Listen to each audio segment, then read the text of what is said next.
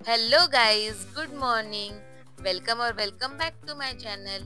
हा ब्लॉग कदाचित तुमच्यापर्यंत उशिरा येईल, पण आज आहे महाशिवरात्री आणि श्रीलंकामध्ये महाशिवरात्री कशी साजरी केली जाते हे आज मी तुम्हाला या व्हिडिओमध्ये दाखवणार आहे.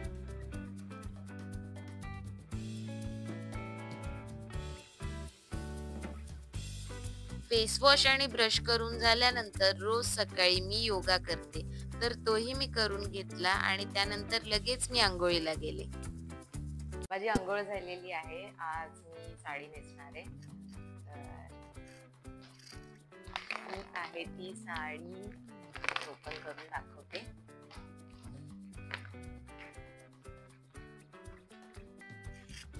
ग्रे, ऑफ व्हाईट आणि ग्रीन गोल्डन असं मिक्स साडी आहे ही. इथे मस्त टॅसल्स आहेत.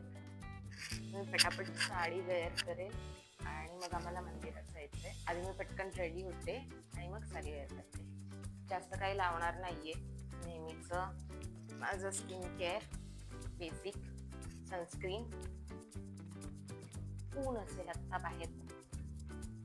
काल ऍक्च्युली ते पाऊस पडलाय, पण तरी पण ड्रेस कशाला ना.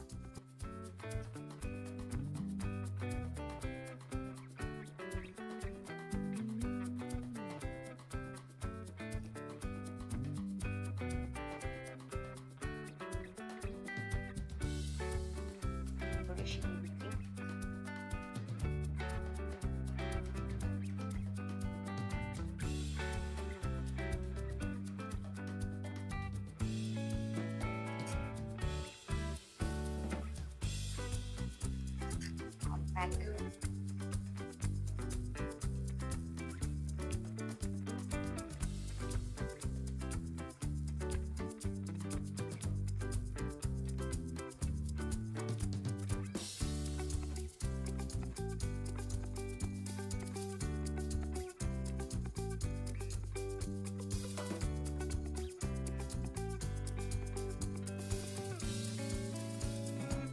मेकअप करून झाल्यानंतर मी लगेच साडी नेसून घेतली आणि देवपूजाही करून घेतली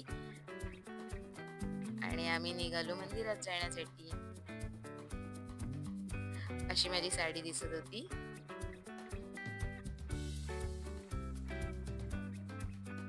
मंदिराजवळ पोहोचल्यावर संकेतने माझ्यासाठी छानसा गजरा घेतला आणि तो त्याने माझ्या डोक्यात पण लावून दिला.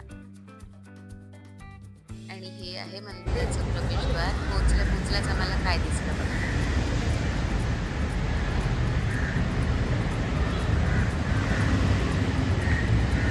संकेत खरंच पर्पल कलरचे आंबे. काय आहे संकेत? काय बघतोय संकेत? बोल ना, काय बघतोय? काय बघतोय? गोल गोल काहीतरी दुसरंच वाटतंय.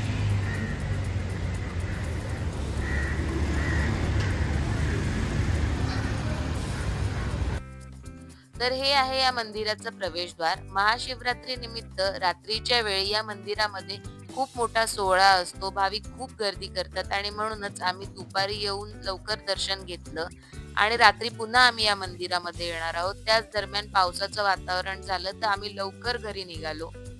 आम्ही जस्ट घरी आलोय, चेंज केलंय. आता आम्ही थोड्या वेळ रेस्ट करणार, कारण की संकेतचा निर्जल उपवास आहे इव्हनिंग पर्यंत आणि मी पाणी पिते पण काही खाणार नाहीये. आणि इव्हनिंगला मग आम्ही काहीतरी स्पेशल बनवून खाणार आहे.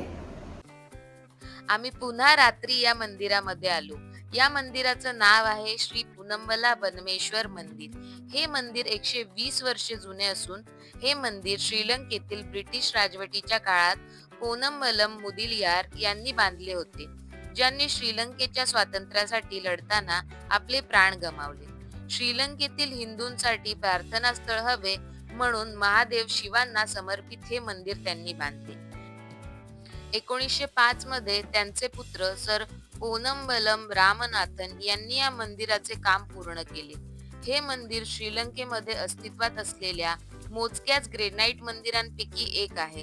दगडापासून बनवलेले असल्याने मंदिरात खूपच अंधार असतो आणि हे मंदिर फक्त तेलांच्या दिव्यांनी प्रकाशित होते. महाशिवरात्रीला इथे खूप मोठा कार्यक्रम असतो. सर्व भाविक रात्रीच्या वेळी मंदिरात दर्शनासाठी गर्दी करतात. मंदिराबाहेर असे तेलाचे दिवे सुद्धा विकत मिळतात. खरंच खूप छान सोहळा असतो हा. अगदी दिवाळी असल्यासारखंच वाटतं.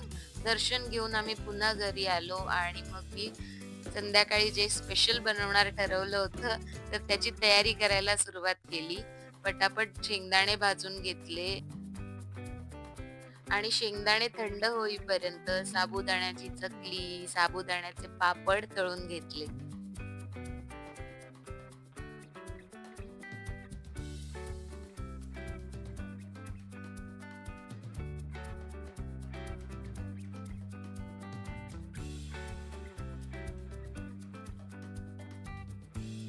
साबुदाणा मी आदल्या दिवशी रात्रीच भिजत घातला होता. शेंगदाणे थंड झाल्यावर मी दाण्यांचा कूट करून घेतला आणि छान वडे बांधून घेतले.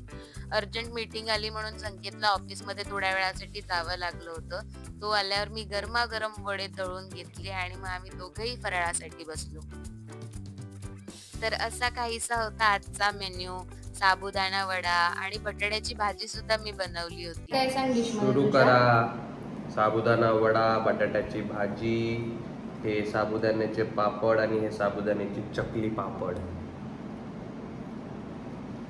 आणि दही. मी दही मी काय बनवलंय? दही मी बनवलंय. हा कसं लागतंय? एक नंबर. मस्त झाले ना वडे.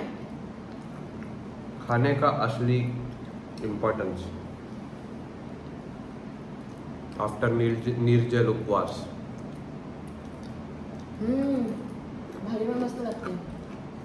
आता आम्ही खातो शांतीने, सुखासुखी खातो आम्ही आता. खाऊन मग आम्ही आराम करणार. अजून पण खूप सारे लोक असे आहेत जे ब्लॉग बघतायत, व्हिडिओज बघतायत माझे सगळे, पण त्यांनी अजून सबस्क्राईब नाही केलंय. प्लीज सबस्क्राईब करा. फ्री असतं. फ्री असतं. करा सबस्क्राईब करा. एवढी मेहनत करायला लागते. लाईक, शेअर आणि सबस्क्राईब करा नक्की व्हिडिओ आवडला असेल तर. आता हा ब्लॉग इथेच एंड करतो. बाय.